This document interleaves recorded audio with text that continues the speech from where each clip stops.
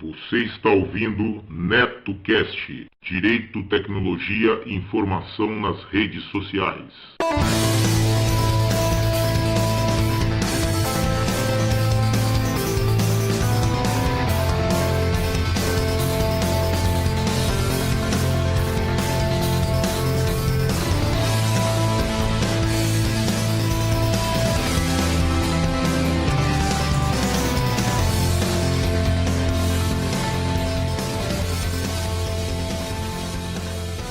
Salve, salve galera, bem-vindos a mais um episódio do NetoCast.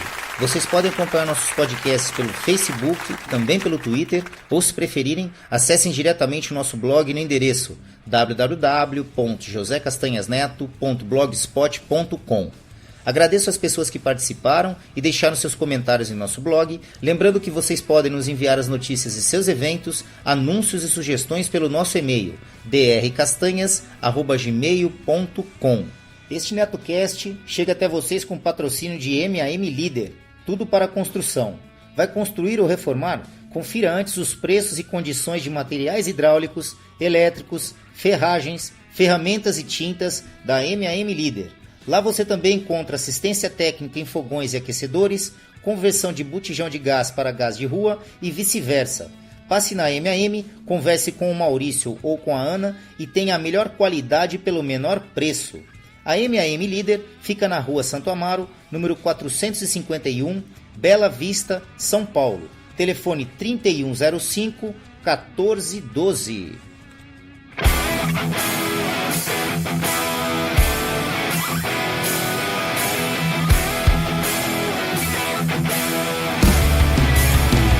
Começa agora a NetoCast Esportes, um papo informal sobre esporte em geral, no cenário global.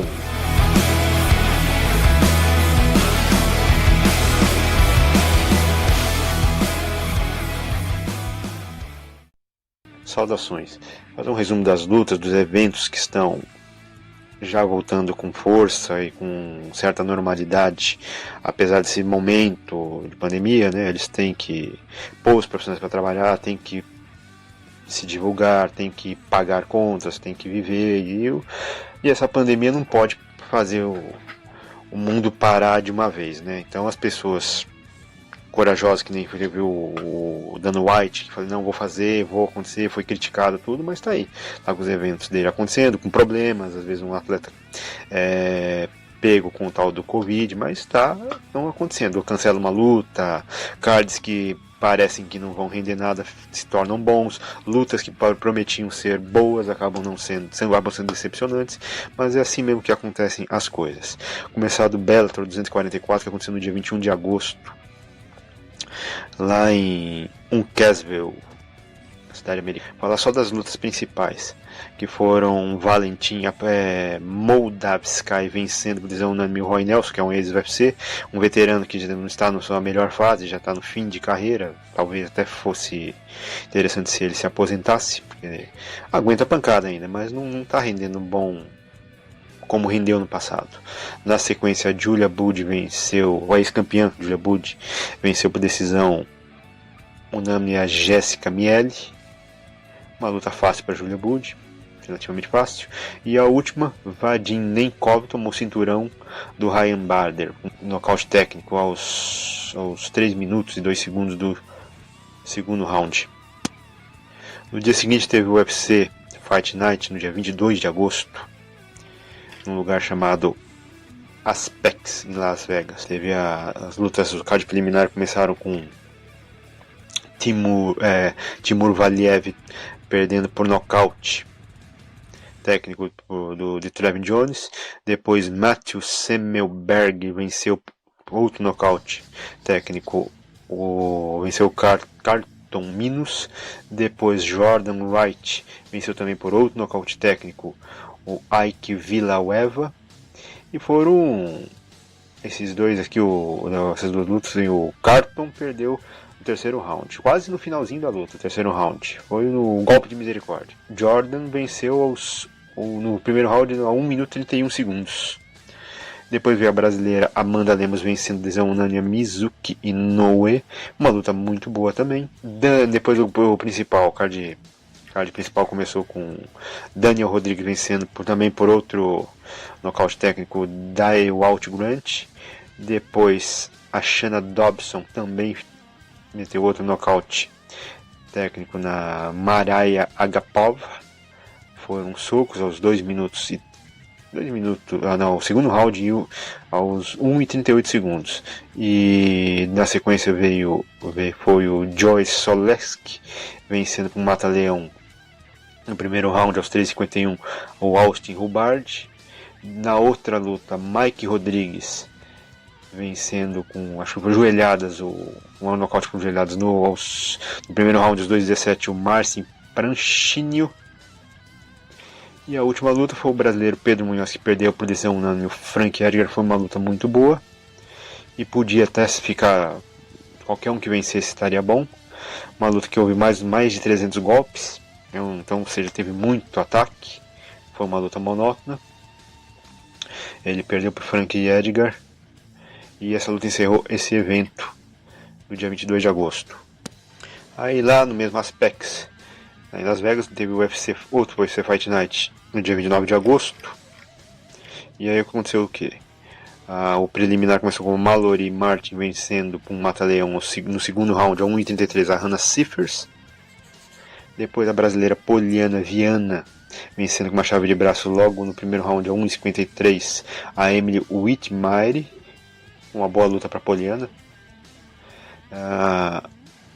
Depois Xian Brad vencendo uma guilhotina no segundo round a 1,47 o Christian Aguilera. Depois o Alex Cáceres venceu com outro mata-leão no primeiro round aos 3,38 o Austin Springer. E que essas lutas dos cards dos preliminares estão sendo resolvidas de forma rápida. Elas estão sendo mais interessantes às vezes que as lutas do principal, do card principal. Depois na sequência o Zach Cummings venceu por decisão unânime o Alessio Di Chirico. Depois para encerrar o preliminar, o Impa Kazanganei venceu por decisão unânime o Mac Pitolo.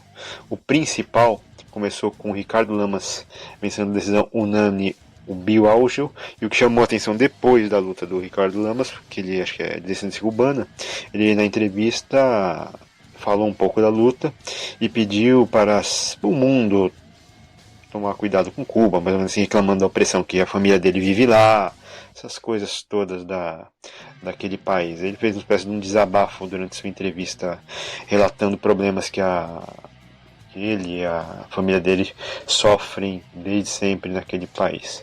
Depois Alexa Grasso venceu por decisão unânime a Jin Yeon Kim, outra luta muito bacana de ver. Aí depois vem as duas meio que decepções, né? Ney Magini venceu o ex-campeão Rob Lauer por decisão unânime. O Rob Lauer também, eu falei do Roy Nelson, perdendo aquele ímpeto de lutador, né?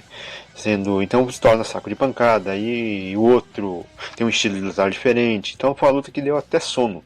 Então quando acordei, o braço do Manguini estava sendo levantado. E o mesmo aconteceu com a última luta, que foi o Aleksander Hakik vencendo o desenhando um outro candidato a campeão, que foi o Anthony Smith, que ele não lutou praticamente, só tomou pancada. Tanto que tem golpes totais. O Anthony Smith ofereceu 40 mais ou menos contra 141 do Hakik. Então você vê a diferença de números de ataques, né? Outros golpes indicativos, 9 aplicados e 44 do Hakik. Então a luta foi muito mais para o Hakik. E essa luta monótona encerrou esse evento do dia 29 de agosto. Aí pulando para o dia 11 de setembro, veio o Bellator 245. E as duas lutas, uma luta que chamou a atenção aqui, que eu até estava vendo, né? Foi Tyrell Fortune. Essa luta terminou como não conteste. Ou seja, o que aconteceu? Ele acertou uma joelhada muito forte nos órgãos genitais do Jake Mayo. E a luta foi encerrada e virou um não conteste. Depois teve o brasileiro Rafael Carvalho, perdeu para o Alex Posini, também numa decisão unânime. E depois já no principal, a penúltima luta foi a ex-UFC Cat Zingano, foi uma luta até boazinha de ver. Eles decisão unânime a Gabrielle Holloway. Uma luta bem forte também. A Cat Zingano conseguiu se prevalecer. Você apresentou bem melhor do que nas últimas vezes que esteve no UFC. E a última luta foi o brasileiro Lyoto Machida, perdendo na decisão dividida para o Phil Davis. Uma luta muito monótona também, que também deu sono. Quando acordei já havia encerrado o evento. E o Phil Davis é um cara meio que devagar, ele não é um cara agressivo. E o Machida também é de esperar. Então a luta acabou ficando aquela coisa sem sal, não despertando interesse. Tanto que valeu crítica de tudo quanto é lado. Aí no dia seguinte teve o Bellator, outra edição, o 246, e algumas lutas foram as principais, né? Foram a ex-UFC Liz Carmouche vencendo por submissão a Deanna Bennett, uma boa apresentação também dessa ex-UFC em cima da Dana. Depois o brasileiro Neyman Gracie finalizou com uma submissão John Fitch, que é um lutador federano, no segundo round aos 4:47, quase no finalzinho, e o John Fitch se aposentou, jogou as luvas no chão, que é um sinal que eles fazem que não vão lutar mais na vida, né, vão encerrar a carreira por ali. Ele encerrou a carreira com uma derrota. E a última luta foi o João Archuleta, se tornando campeão, vencendo um lutador chamado Pat Mix. Nome interessante, foi decisão unânime. Nesses eventos do UFC tem muita luta principal ou intermediárias caindo por causa do tal do vírus aí, né? E aí acabou mudando o card, e card que estava ficando interessante, acaba ficando menos importante, mas oferece lutas boas. O que aconteceu aqui no caso do UFC do 12 de setembro, o último aqui, sábado passado. Começou com a luta de Sabrina Mazo vencendo com mata-leão a Justine Kish no terceiro round aos 3:57. Depois o Brian Barbarena venceu por decisão unânime o Anthony Eve. Sequência, Jalen Tanner venceu com mata-leão no segundo round aos 4:20 o Broca Weaver. Na sequência veio Alejandro Romanov vencendo com um triângulo de mão no segundo round 4:22 o Rock Martins, com uma luta boa. E esse é um cara super simpático, né? Encerrou a luta lá, abraçando o lutador, o adversário, o Alejandro Romanov, abraçou, sorridente, então pareceu ser um gordão bem gente boa. Depois a próxima luta veio Kevin Kron, venceu com uma guilhotina no primeiro round aos 31 segundos o Roosevelt Roberts, luta ultra rápida. Depois a Sijara Eubanks venceu por decisão unânime a Julia Ávila. Essa luta encerrou o que seria o card preliminar.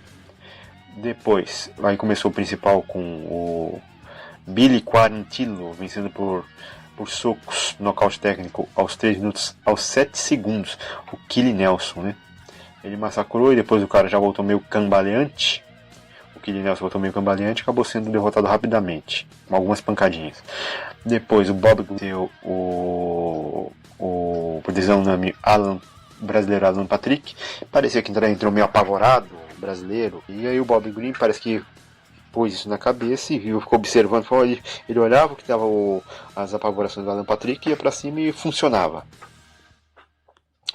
Aí essa próxima luta foi polêmica, né? Ed Herman venceu Mike Rodrigues por uma Kimura no terceiro round aos 2:41.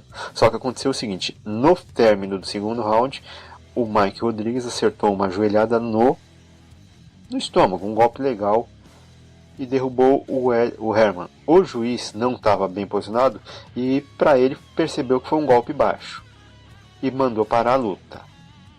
O Ed Herman percebeu isso, ele que estava nocauteado, baixou, aproveitou aqueles minutos de descanso, se recuperou e não avisou o juiz que o golpe tinha sido legal.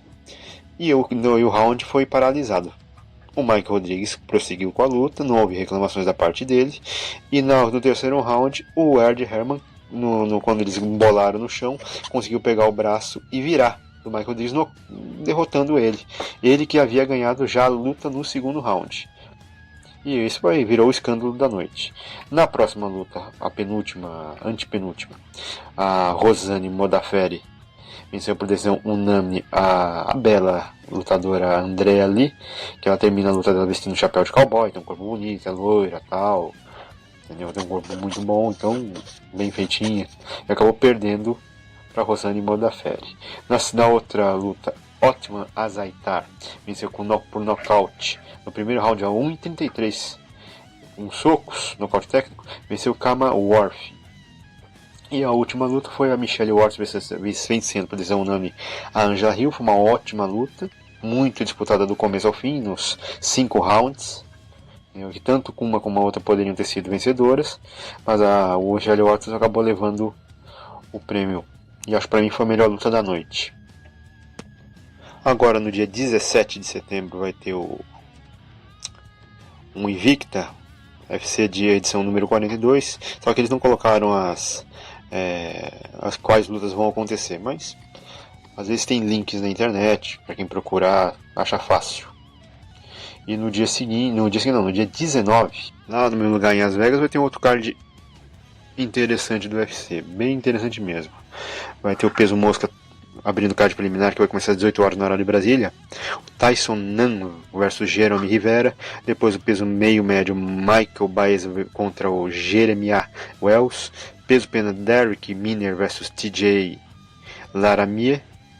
Depois peso galandre, Ewell versus Irving Rivera. Depois peso pena, Jordan Nilson versus Randy Costa. A peso galo, Jessica Rose Clark versus Sarah Alpar. Peso galo, Jordan Espinosa, David Deveroca versus David Deveroca. Peso mosca, Mayara Chitara, brasileira, versus... Acho que é Chitara, acho que é brasileira essa moça aí. Versus Mara Romero Borella. Peso pena, Mirzad Bekatice versus um adversário que há de ser definido, segundo o que está escrito aqui. E o principal que vai começar às 21 horas. Peso médio, Kevin Holland versus Darren Stewart.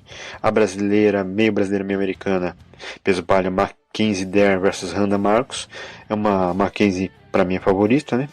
Depois o brasileiro, meio pesado, que já foi um lutador que eles chamam de prospecto, né?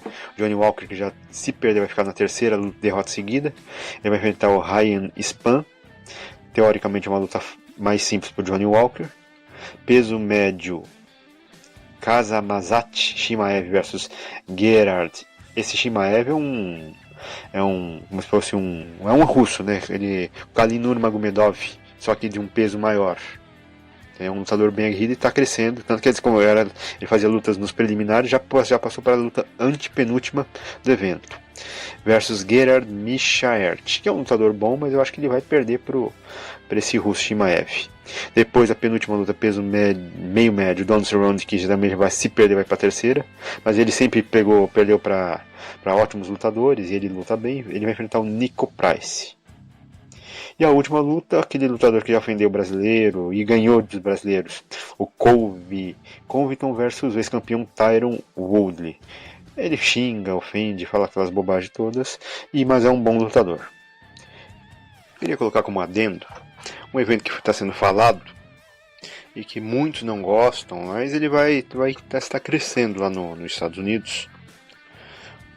Da mesma forma que o MMA teve seus momentos de vale tudo, certo preconceito no começo, porque eram lutas muito duras, diferente do boxe, que era uma arte assim e tal, eles não enxergavam dessa forma, achavam que era uma selvageria. Agora tem outro evento dessa linha também, é o BKFC, que está na sua 12ª edição, e a diferença dele é que é um boxe sem luvas. Eu acho meio estranho, mas como é um evento que está se tomando do espaço, né? Ele aconteceu no dia 11 de setembro, e lá na Flórida, no Daytona Beach, e teve gente que estava vendo lá o Bellator, e estava vendo algumas lutas meio que monótonas, pularam para assistir esse evento, que tem alguns lutadores que já participaram do UFC. Só para ver para ter uma base do que aconteceu. No card preliminar, não conheço todos os lutadores, né? Mas conheço só os que participaram do UFC durante um determinado período da carreira. O preliminar começou com Jarrett Grant derrotando Joshua Boudreaux. por nocaute técnico no segundo round. Joel Elmore derrotou o Tom Schwaff por decisão unânime dos jurados. Josh Deere derrotou Jared Warren por nocaute técnico no terceiro round. Lourenço Hunt derrotou Érico Lozano por nocaute no terceiro round.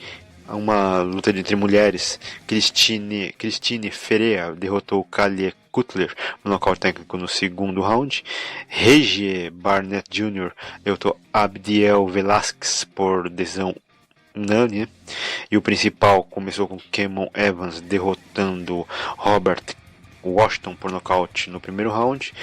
Rusty Crowder derrotou Jacob Brunelli por decisão unânime. Depois, Lourenço Hunt venceu Eric Lozano por nocaute no terceiro round. Depois, aí veio os ex-UFCs, começando pelo Hector Lombardo derrotando Kendall Groove por nocaute técnico no primeiro round. Thiago Alves derrotando o brasileiro, né? Thiago Pitbull, derrotando Julian Lani por decisão dividida dos jurados. Ele saiu com o olho esquerdo todo estrupiado, mas disse que estava bem. E o diferencial desse evento é que não vai pro chão, tem uns eventos, é basicamente usado somente o boxe, não tem chute, não tem nada, é só porradaria mesmo. E isso tem chamado a atenção. Até logo, até mais.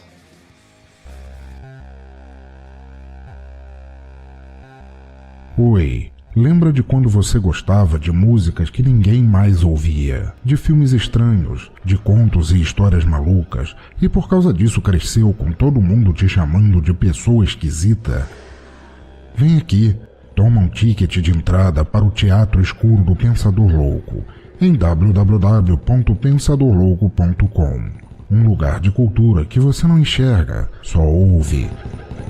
E não se preocupe se continuarem te achando diferente por causa disso. Muito pelo contrário, acho que você fará um montão de amigos por lá.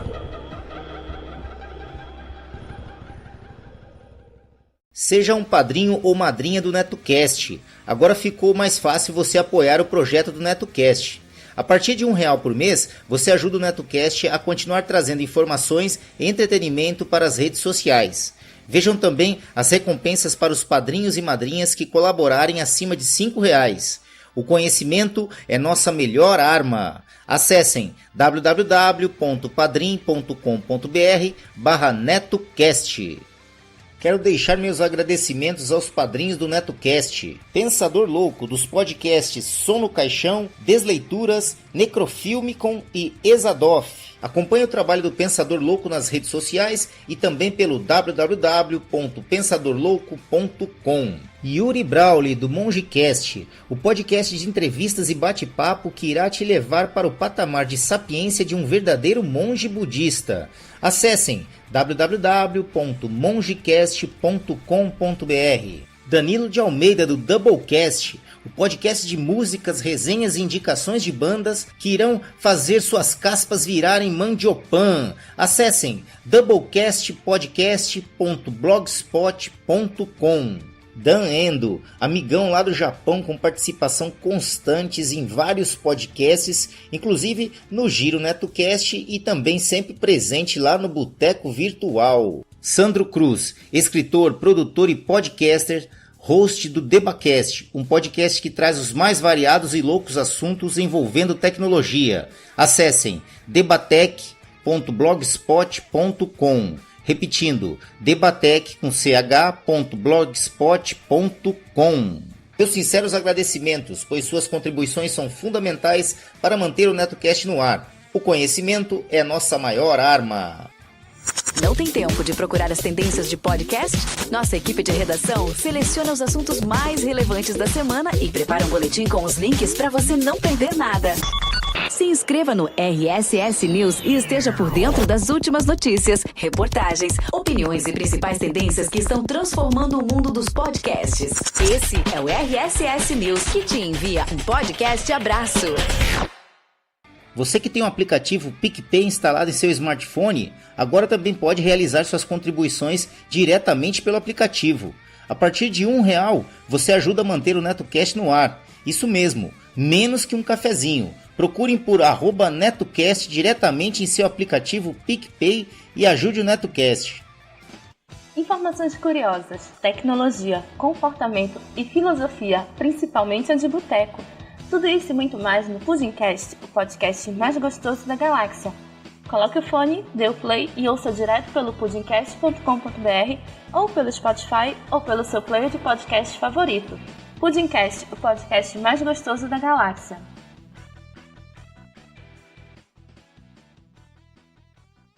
Todas as faixas musicais utilizadas neste podcast, seja como fundo musical ou encerramento, possuem licença Creative Commons ou Royalty Free, sendo que as fontes e seus links estão relacionadas no post. Bom, é isso, galera. Quem tiver interesse em anunciar aqui no NetoCast, basta nos enviar um e-mail para drcastanhas@gmail.com que remeteremos as quantidades de anúncios e os valores. Vamos ficando por aqui. Eu sei, galera, eu sei. Amanhã tem mais. Não esqueçam de seguir o nosso blog www.josecastanhasneto.blogspot.com e curtir a nossa página no Facebook www.facebook.com/NetoCast podcast, tudo minúsculo e emendado. Ou se preferirem, acessem diretamente a barra de pesquisa lá do Facebook, procurem lá NetoCast, tudo em maiúsculo. Assim que vocês visualizarem nosso alto-falantezinho branco e vermelho, acessem a página, dêem um curtir e ajudem o nosso programa. Além das redes sociais, Facebook, Twitter, o NetoCast também está disponível no Spreaker, Spotify, iTunes, nos agregadores para Android e aplicativo podcast para iPhone e iPad. Basta procurar por NetoCast nestas plataformas, assinar e acompanhar gratuitamente nossos episódios. É isso. Um abraço a todos e até o próximo episódio do NetoCast. Fui!